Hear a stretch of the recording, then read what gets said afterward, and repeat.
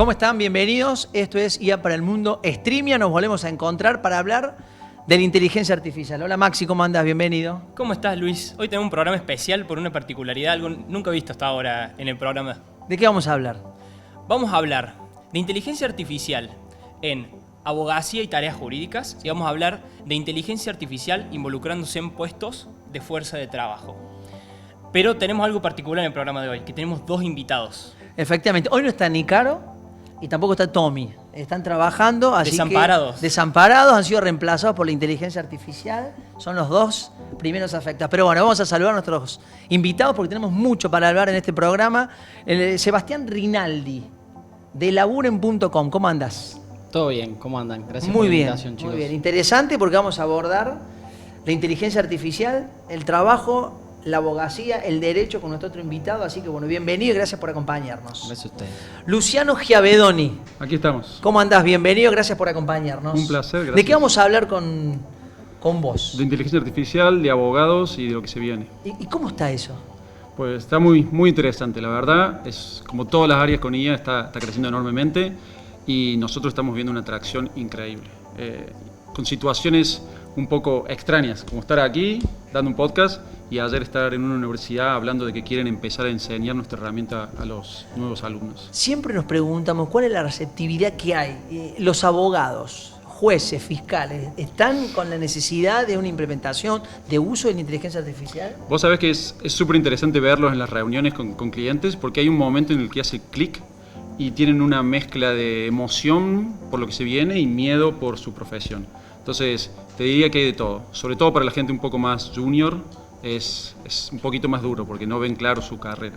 O sea, los juniors con más reparo con respecto a estas innovaciones, que uno podría, es contraintuitivo, porque uno podría decir, por ahí los juniors vienen más amoldados, que puede ser una revolución de inteligencia artificial, pero me está diciendo que los juniors son por ahí los que tienen más resguardo.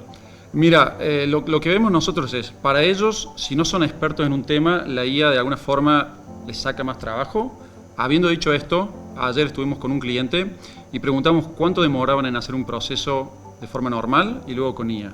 Y el promedio que nos daban es, alguien con experiencia demoraba 4 horas en hacer un documento y con IA 20 minutos. Pero la junior dijo, me lleva 1 hora con IA y cuando le preguntamos si dice, no lo puedo hacer.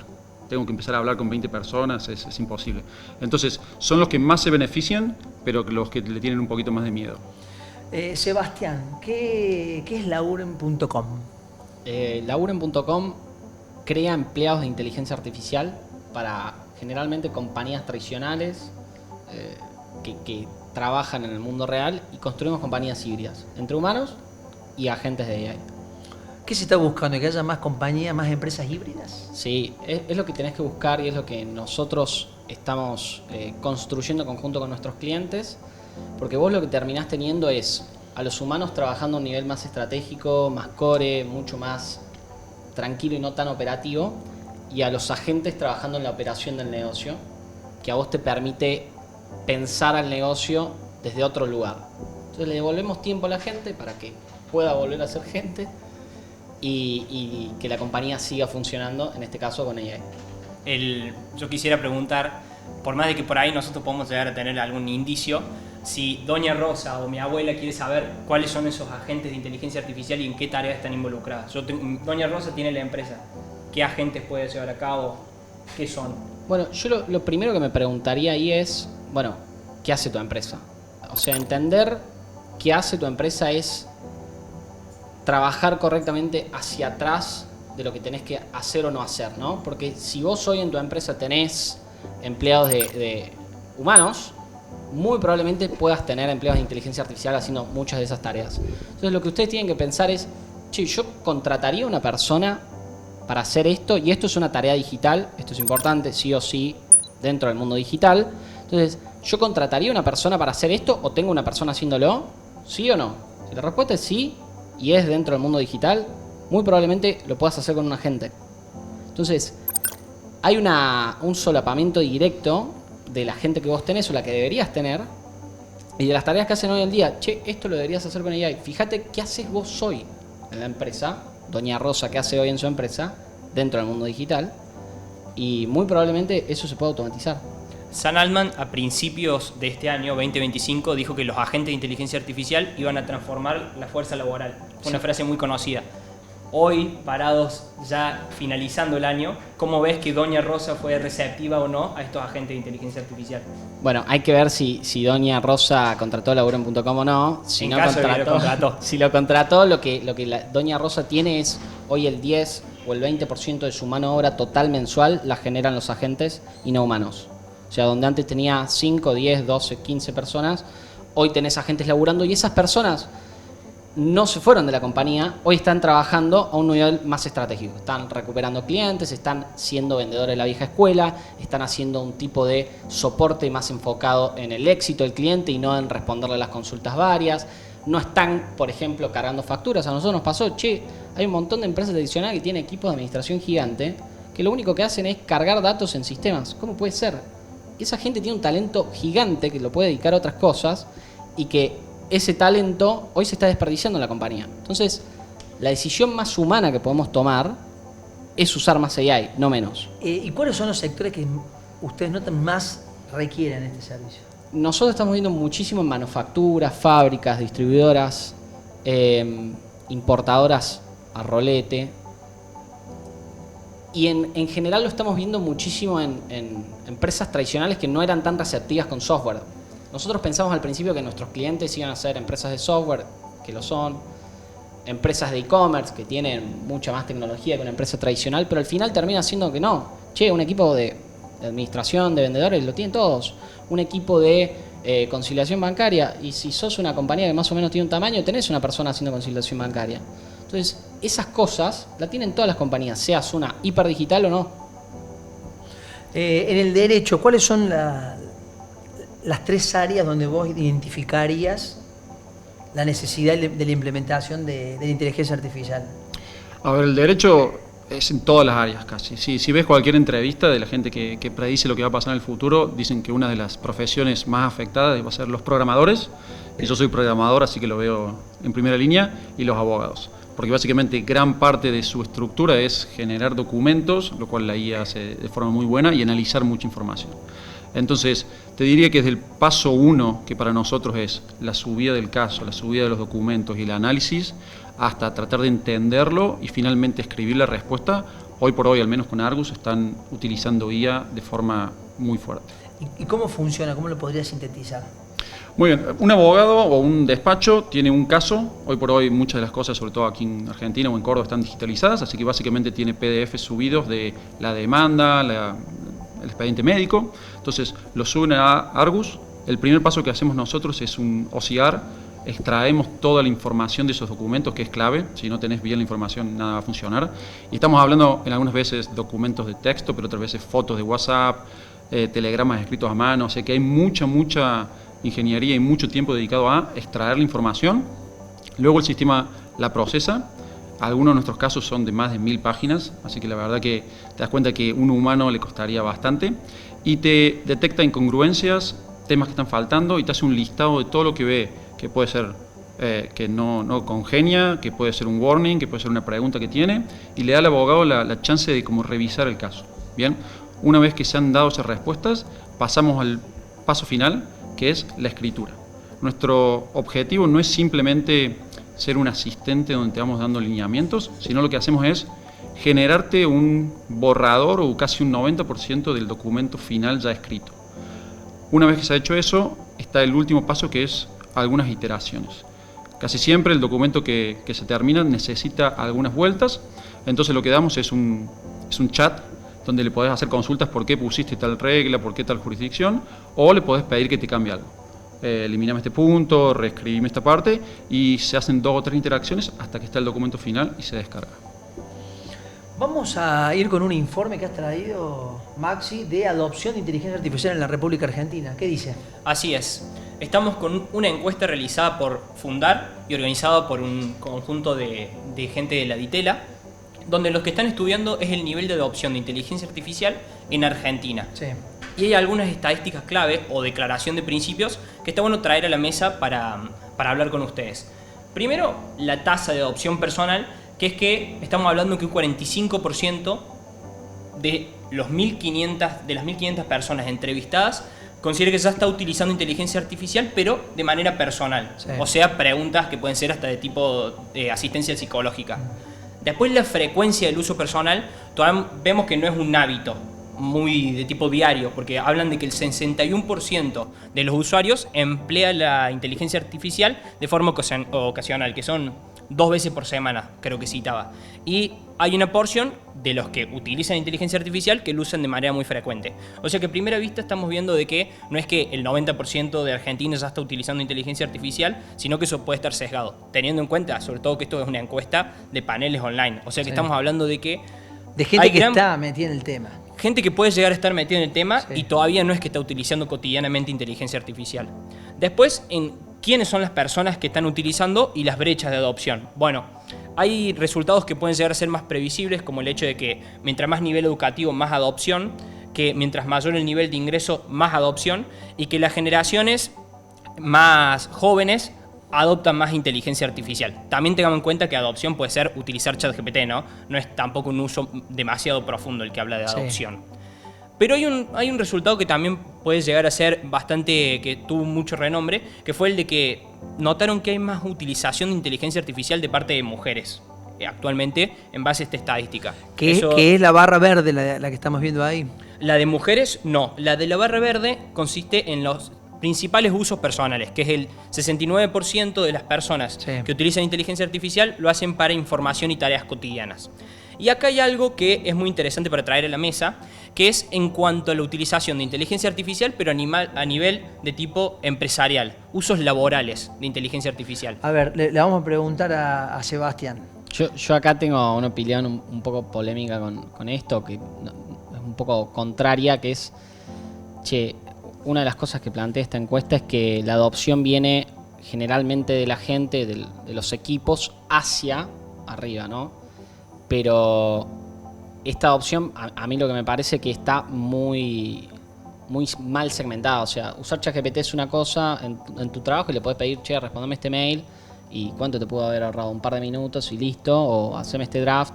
Te puede haber ahorrado más o menos, pero no es una adopción empresarial seria en la que vos digas, todos los días de manera orgánica por los procesos de mi compañía estoy ahorrando cientos de horas de tal equipo, de tal empresa, o de mi trabajo, o no tengo que hacer más este reporte porque ahora se me hace en automático.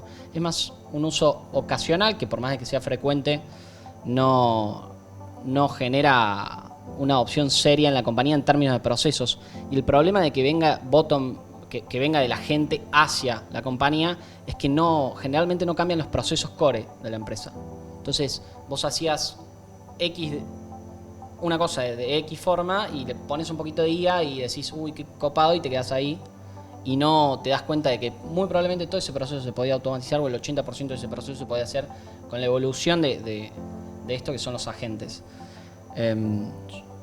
Acá la encuesta, ¿qué te dice? Yo contextualizo que la encuesta justamente dice que existe una especie de revolución bottom-up. Eso es lo que hace referencia a SEBA, que sería decir, la mayoría de las personas empleados en una empresa están utilizando inteligencia artificial, Que pero no cierto. es que es cierto, pero no es que hay una bajada desde arriba hacia abajo, decir, vamos a alfabetizar, o sea, vamos a tomar capacitaciones, porque dice que el 7% lo ha hecho nomás, y el 89% de los empleados de la empresa dicen que genera resultados. Entonces, como que ahí hay una especie de disociación entre que genera resultados, pero la empresa no lo está potenciando.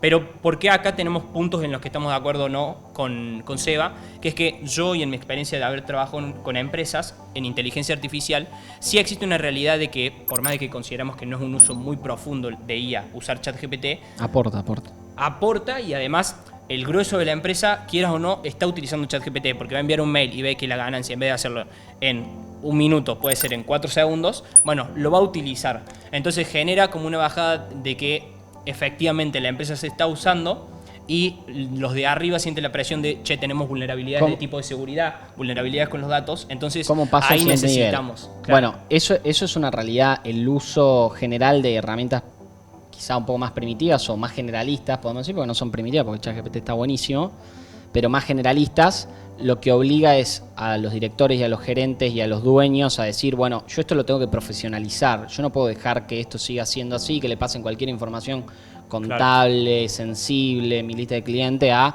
un chat random de ChatGPT que seguro no tengo ni el pago premium que garantiza cierto nivel de seguridad de los datos. Y ahí es donde la empresa y los dueños y los tomadores de decisiones empiezan a decir, bueno, vamos un poco más profundo. Si les está sirviendo tanto ChatGPT, ¿qué es lo que sigue? ¿Cuál es el siguiente nivel de adopción? Entonces yo hablo siempre de agentes, ¿no? Que es lo único que sé. Por fuera de agentes no sé de nada. Y en agentes generalmente baja línea un dueño, un director, un gerente que dice, yo acá tengo 20 personas, tengo 5 personas, tengo 2 personas todos los días dedicando a esto. Necesito que haya 2 empleaditos de AI al lado de ellos para que ellos puedan hacer otras cosas. ¿En el derecho, en los estudios jurídicos, pasa algo similar? Sí, nosotros también lo vemos así. Generalmente es el equipo de management, que es lo normal. Si ellos tienen mucha gente a cargo, lo que van a querer es que sean más eficientes, que sean más estándar. Entonces son ellos los que tratan de promoverlo. A su vez también hemos visto que, como siempre, el factor humano es el factor clave, más allá de que la tecnología sea perfecta. Uno de nuestros clientes nos quería poner unas condiciones de cuánto iba a durar el contrato, básicamente porque decían, yo ya tengo 3. Tengo Harvey, tengo Copilot, tengo todo, pero no lo quieren usar. Entonces no es tanto tu tecnología sea buena o no, es realmente la educación, cómo se los apoya, cómo se inserta la idea, cómo se excita y se mantiene la gente motivada. Entonces creo que va mucho ahí y generalmente lo vemos de arriba hacia abajo. Reducción de tiempos y costos. Sí. ¿Cómo lo están evaluando? ¿Cómo lo están viendo? ¿Cómo lo están procesando? Bueno, justamente lo que te comentaba, nosotros generamos dashboards para el management que conozca cómo van cambiando los tiempos. Y más o menos las cifras suelen ser eso que te decía, pasa de 4 horas a 20 minutos aproximadamente. Depende del tipo de caso y la expertise de la persona que lo esté utilizando. Pero no solamente me gusta basarme en el tiempo, hay otros factores muy importantes. Por ejemplo, en casos grandes, los abogados muchas veces tienden a leerlo por encima o no se pueden leer 1500 páginas. Entonces, estás reduciendo el tiempo, pero también la plataforma te detecta un montón de inconsistencias en los documentos que sería casi imposible. Y tenemos muchos ejemplos donde se lo está demandando por, no sé, un accidente de tránsito y en mitad del documento pone algo de una venta de un departamento, que nos pasaba el otro día. Y es porque usan templates, copian y pegan y se quedan cosas colgadas, entonces de eso vemos mucho. ¿El sector público está metiéndose en este tema? A ver, creo que todo sector está interesado y hemos hablado con muchos de ellos. Sin duda que es un proceso un poco más lento, con las empresas Enterprise nos lleva entre 4 y 6 meses, hacemos POCs, estamos muy encima. Con el sector público hemos intentado hacer lo mismo y hasta ahora vemos que el proceso es mucho más político, por así decirlo. Yo tengo la consulta de, ¿estás viendo actualmente que la solución que ofrecen ustedes con respecto a lo que por ahí uno podría decir no muy informado en el tema de utilizar ChatGPT para hacer justamente esas tareas de preescritura o por ahí de asistencia en la lectura de documentos? Claro. ¿Cuál es la diferencia por ahí de lo que ofrecen ustedes con esas más estandarizadas de mercado? Bueno, ahora me voy a hacer un poquito de marketing, pero son muy distintas. A ver, si usas ChatGPT tenés que inventar o crear tu prompt, lo tenés que subir, tenés una forma a lo mejor medio errática, sobre todo si tenés un equipo, distintas personas lo hacen de distintas formas. Nosotros estandarizamos todo eso, es una UI muy simple donde no conoces el prompt y no sabes el motor que está por detrás, que eso es algo que a mí me gusta, siendo la parte técnica, mencionar mucho. Nosotros somos multimotor, multi-IA. ¿Qué significa? Que a lo largo del flujo usamos distintas aplicaciones de IA. En algunos casos Gemini para ciertas funciones o ChatGPT. ¿Por qué? Porque no hay una que sea mejor que las otras en todo. Entonces, si queremos procesar grandes documentos, utilizamos una. Si queremos escribir documentos con una forma puntual, utilizamos otra. Eso, usando solo una herramienta, no pondrías. Y el punto clave, creo que más le interesa, es lo que está de moda ahora, que es la jurisprudencia. Habrán escuchado que varios casos, abogados con ChatGPT presentaron demandas donde se inventaba jurisprudencia, que la IA todavía hace esto mucho de alucinar. Entonces nosotros trabajamos con partnerships y con nuestra propia base de datos donde tenemos todo indexado y te podemos mostrar esta jurisprudencia viene de aquí para darte la seguridad. Que es un juez, ¿no? ¿No lo sancionaron? Sí, Rosario, sí, un juez, varios abogados. También es verdad que hay una cacería de brujas importante sobre la IA, entonces cualquiera de estas noticias se viraliza mucho porque hay mucha gente que no quiere o tiene miedo, entonces mantenerlo. Pero es verdad, en algunos casos alucina. Y invita un poco bueno, creo que en esto también estás de acuerdo, Seba, a quien quiera o no en el trabajo cuando estamos utilizando inteligencia artificial y sobre todo de tipos laborales, que uno tiene que tener una precisión, tenemos que situar el proceso con human in the loop. Sí, como siempre. le decimos. Creo Pero algo que nos Sí, pasaba... pero siempre el repaso final lo hacen. Nosotros nunca queremos decir que le hacemos el documento al 100. Nos interesa que esté y que, Claro. y que valide y le hacemos una serie de checks que tiene que marcar. Pero la parte humana también es interesante. Por ejemplo, tenemos un equipo muy grande de 50 abogados que trabajan para una empresa. Y básicamente decían, a mí no me convence la solución del documento porque lo hace de un formato y no es el formato que a mí me gusta, pero es el formato que le gusta a mi compañero. Entonces ahí empezás ok, quiero usar una IA que me haga el proceso más fácil y más estandarizado, pero dentro del equipo cada uno tiene su forma de hacerlo. Entonces es súper interesante las preguntas que se generan. Bueno, y ahí es donde está lo difícil con AI, que vos tenés que poder permitirle a las compañías adoptar inteligencia artificial y agentes sin romperles la manera de operar. Porque si les rompes la manera de operar, muchas veces o pierden su ventaja competitiva o tenés un enemigo cultural de, che, esta herramienta no la quiero, no me sirve, yo hago los reportes de esta forma que a todo el mundo le gusta, genial. Y ahora hay que hacer todo un trabajo de nuevo para reentrenarla. Entonces hay una fricción si no está bien implementado el proceso de onboarding de los usuarios. Y yo creo que lo que decía antes es muy valioso, que es un problema cultural, es un problema tecnológico, es un problema empresarial, porque es un cambio de plataforma. No hay cambios de plataforma así desde los 2000, los 90 y los 2000, porque las redes sociales no fueron tan cambio de plataforma. Entonces, esto te sacude todos los cimientos de la compañía, pero te sacude también todos los cimientos de tu carrera profesional. Che, si vos estudiabas abogacía y eras buenísimo, eras Mike Ross, porque te acordabas todo, y ahora no sirve. Y antes era una ventaja. Mike Ross, o sea, es una serie de abogados espectacular, que el guaso tenía memoria fotográfica. Eso ahora ya no es más una ventaja. Cero. Entonces te obliga a reconvertirte. Bueno, ahí le pregunto, ¿va a reconfigurar el rol del abogado, entendés vos? ¿Del juez, del fiscal? A ver, sí, sin duda, mi opinión. Si me pongo en creativo y en futurista, yo creo que va a ser... Vos vas a contratar tu IA abogado, yo voy a contratar a mi IA abogado y va a haber una IA juez. Y se van a pelear. Y entre ellos se van a pelear. Y el Para IA, disputa de gente. y el Y IA una juez, IA de pagos.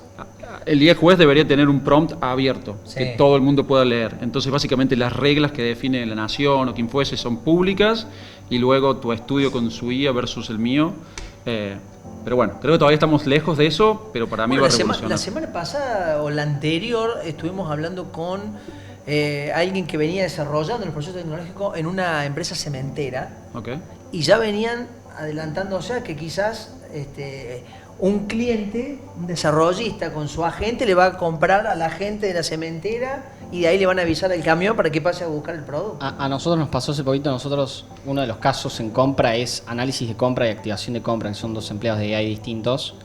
Y nos pasó que un cliente se dio cuenta de que le estaba comprando una IA y le empezó a mandar precios falsos para que le compre. Y bueno, ahí está la diferencia entre usar ChatGPT. Si vos le hubieses pasado esa lista de precios y le decís, che, ChatGPT, ¿qué compre? Te va a decir que compre, no importa que te hayan hecho una cosa que se llama prompt injection, que es un tipo de ataque que, che, te estoy metiendo info Veneno. falsa para que me compres Veneno más. Ahí el agente nuestro se activó con una cosa que se llama un guardarraíl, que le permite darse, che, me está verseando. Pasame la info que tiene que ser porque me está mintiendo con los precios.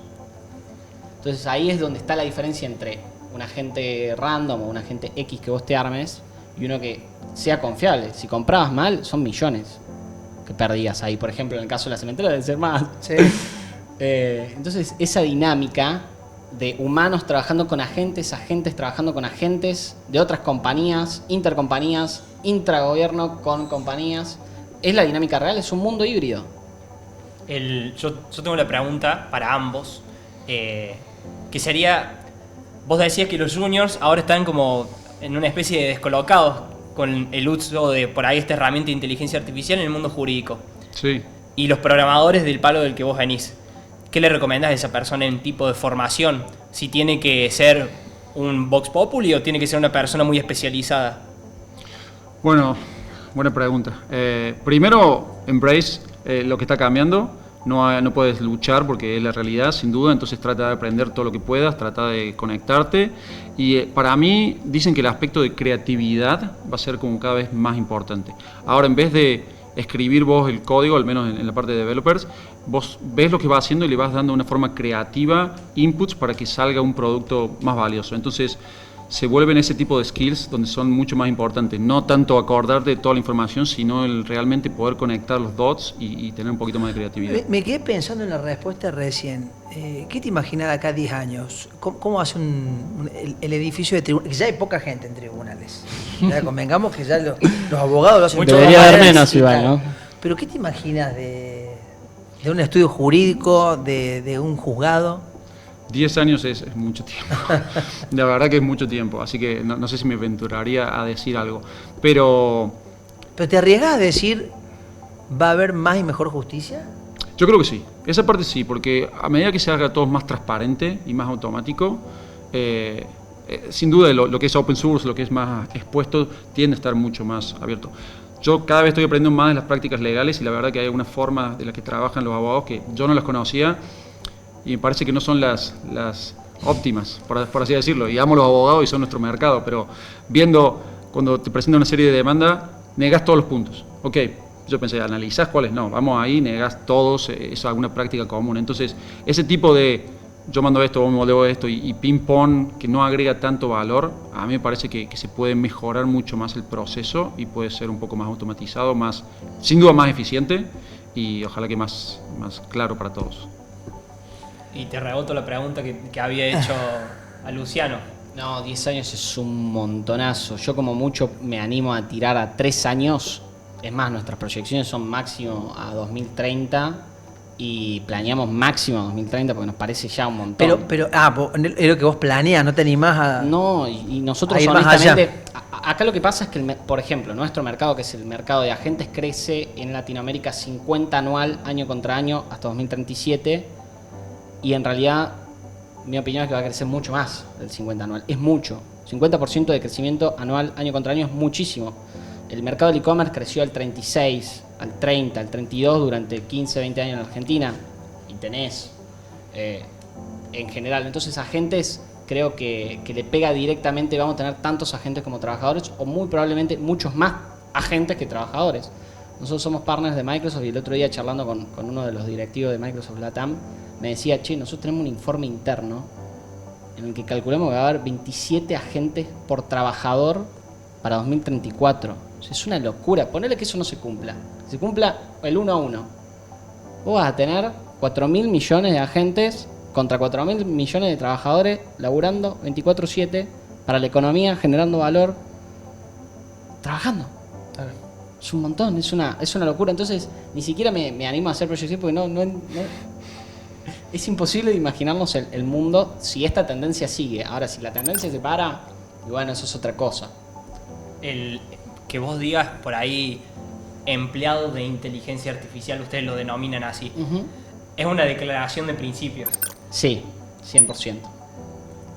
Es fuerte, ¿no? Un empleado de Al principio a mucha gente le parecía fuerte, con el tiempo la gente fue entendiendo de que no es una competencia para el humano, sino que es todo lo contrario. O sea, la IA no viene a quitarnos el trabajo, al revés, viene a hacernos más libres, que nosotros podamos hacer cosas más importantes. O sea, les pongo un ejemplo. En nuestro caso, el uso más usado es atención al cliente y soporte. No es a nadie que le preguntes que trabaje atención al cliente disfruta realmente su trabajo. Muy poca gente, muy poca gente. Entonces, esa gente hoy está trabajando ¿en dónde? En marketing, en estrategia. Está trabajando en áreas relacionadas al cliente, pero con otra dinámica. No tenés quilombo todos los días, no estás lleno de tareas todo el tiempo. Entonces, ese mundo de la no escasez es el que se viene y en el que nosotros los humanos tenemos que repreguntar dónde aportamos valor real a la economía y dónde no, che, esto lo hace una IA, no lo tenés que estar haciendo vos. ¿Y ahora qué hago? Y eso es una pregunta más profunda y más difícil, pero que bueno, toca hacérsela. Y el de atención al cliente, ¿y ahora qué hago? ¿Y ahora qué hago? Y claro, bueno, ese es del otro lado. claro, y ahí es donde uno hoy tiene la decisión y generalmente nuestros clientes lo que pasan es, che, ¿y a dónde querés ir vos? Entonces el talento humano se valora. Lo que se complica es la resistencia al cambio, siendo tan evidente que esto es una topadora. O sea, ahí te va a automatizar muchas cosas. No, abrazala. Luciano, ya no. Sí, señor. Vamos entrando en el final de la conversación. Gracias por habernos acompañado. Bueno, Argus IA. Sí, arguslegal.ia. Legal. Sí. Los jueces perderán su trabajo. No creemos, pero creemos que va a ser mucho más rápido, mucho más eficiente, mucho más transparente, que en definitiva es positivo para todos. ¿Y esto lo podés implementar en distintos países o está focalizado en un mercado? Hoy por hoy estamos trabajando en España y en Chile, pero te diría que nuestro gran foco es Argentina, sobre todo porque queremos hacer las cosas muy bien, no queremos crecer demasiado rápido y hay un aspecto de jurisprudencia y forma de trabajar que no solamente Argentina. Es distinta en cada Sí, país. Exactamente. Entonces, tuvimos varias ofertas y lo estuvimos analizando, pero de momento dijimos vamos a estabilizar, vamos a realmente hacer las cosas muy bien en Argentina, asegurarnos de que todo lo que generamos sea de alta calidad y a partir de ahí ir creciendo. Muchísimas gracias por acompañarnos. Gracias a ustedes. Lo mismo para vos, Sebastián, gracias por Gracias a haber ustedes. venido. Súper interesante y me voy a quedar con el debate ¿De bottom-up o de sí, abajo? de dónde arranca la implementación de la inteligencia artificial, de arriba hacia abajo o de abajo hacia arriba. Bueno, todo un debate que recién está comenzando, me parece. Gracias por acompañarnos. A vos. Chao, Maxi, nos reencontramos la semana que viene. Chao.